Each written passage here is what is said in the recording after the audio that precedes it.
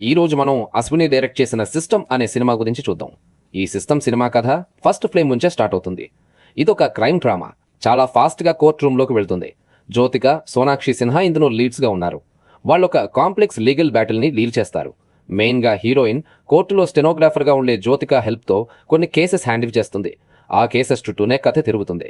ఈ ఇన్సిడెంట్స్ అన్నీ ఒక పెద్ద కుట్రలోకి తీసుకెళ్తాయి. స్పాయిలర్స్ లేకుండా చెప్పాలంటే లా ఎలా పనిచేస్తుంది లేదా పనిచేయదు, ఈ సినిమా సామాన్యుడికి ఎలా పనిచేయదు అనే దాని గురించే.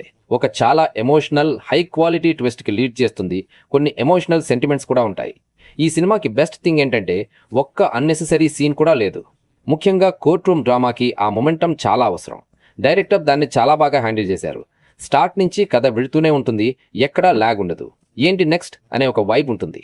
అది ఈ క్రైమ్ డ్రామాకి చాలా ఇంపార్టెంట్. ఎప్పుడూ ఆ ఏంటి నెక్స్ట్ ఎలిమెంట్ ఉండాలి. ఈ సినిమాలో ట్విస్ట్ అయితే అదిరిపోయింది. నేను అది ఎవరూ ఊహించి ఉండరు అని అనుకుంటున్నాను. కానీ ఒక చిన్న ఇష్యూ ఉంది. జ్యోతిక లాంటి పెద్ద ఆర్టిస్ట్ని ఒక క్రైమ్ థ్రిల్లర్లో చిన్న రోల్లో చూసినప్పుడు ఏదో ఉంది అని ఆటోమేటిక్గా డౌట్ వస్తుంది. ట్విస్ట్ ఎంత బాగున్నా ఆమె స్టార్ పవర్ వల్ల ఒక హిడెన్ లేయర్ ఉంది అని తెలిసిపోతుంది. అయినా ట్విస్ట్ బాగానే వర్క్ అయింది. ఈ సినిమాలో కొన్ని లాజిక్ లూప్ హోల్స్ కూడా ఉన్నాయి. ఉదాహరణకి ఈజీ ఇన్వెస్టిగేషన్స్ పార్ట్. స్టార్టింగ్లో హీరోయిన్ ఒక 2 కాదు 8-9 కేసులు సాల్వ్ చేస్తుంది. కానీ దానికి సరిపడా డీటెయిలింగ్ ఉండదు. వాళ్ళు ఫస్ట్ 2-3 సీన్లకే సీన్స్ పెడతారు, కానీ వాటికి కూడా డీటెయిల్ సరిగ్గా ఉండదు. జ్యోతికకి క్లోజ్ కాబట్టి ఒక పోలీస్ ఆఫీసర్ ఆమె చెప్పింది ఒక్క క్వశ్చన్ కూడా అడగకుండా చేసేయడం, డ్రగ్స్ పెట్టమంటే పెట్టడం లాంటివి నిజంగా చాలా వీక్గా అనిపించింది. జ్యోతిక క్యారెక్టర్కి ఢిల్లీ లాంటి సిటీలో గవర్నమెంట్ స్టెనోగ్రాఫర్ జాబ్ చాలా ఈజీగా వచ్చేసినట్టు చూపిస్తారు. అంటే సినిమాని అలానే స్టార్ట్ చేస్తారు కదా, ఆమె స్టెనోగ్రాఫర్గా ఉన్నట్టు.